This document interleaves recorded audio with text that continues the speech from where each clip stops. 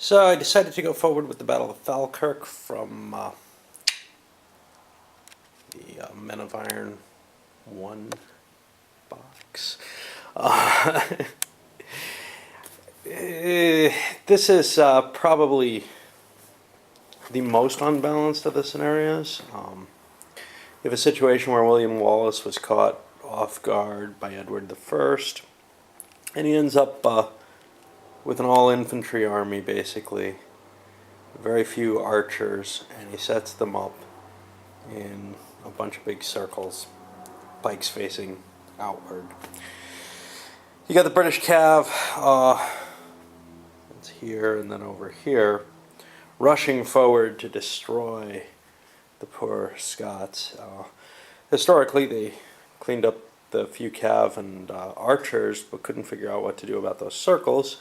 But once the British infantry comes in with the longbows, they can just shoot them to pieces. So there's an ahistorical scenario which allows Wallace not to set up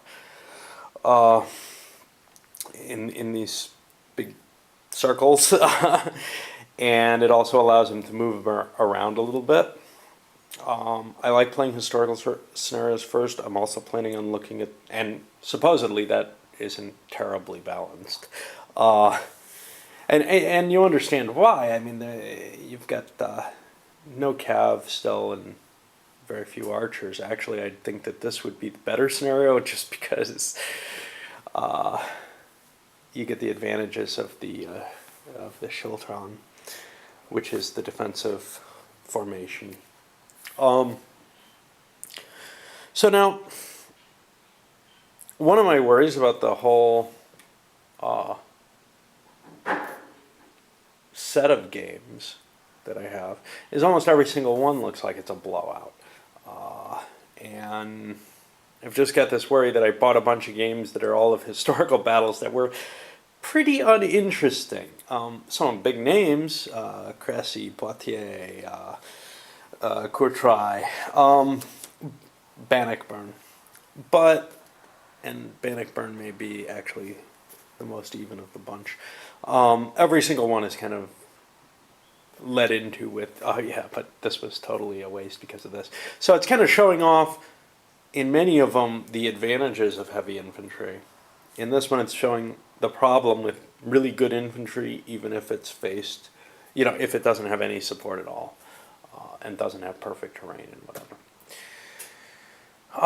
Interesting factor about the game, a couple of them. One is there are no turns as such. Players just get initiatives. They get to do something. It doesn't apply much here because the Scots really don't get any initiatives.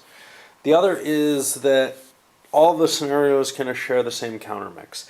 This isn't anything real new. I mean, you have that in Squad Leader or whatever where you have kind of generic counters. Here, though, it's got command control rules and units are distinguished by a color band. So the same formation with the same pieces, but maybe a different leader will be in a different battle. Maybe some pieces will be not there, some will be there.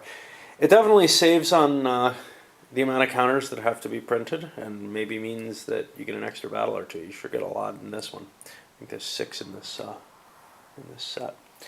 But it also makes it kind of more difficult to store or just pop open a bag and play a battle. I got mixed feelings on it. I got mixed feelings about everything. So the goal of the battles is to cause enough damage that a random die roll on the flight chart puts you above the casualty level needed. And then you're just assumed to flee the battle.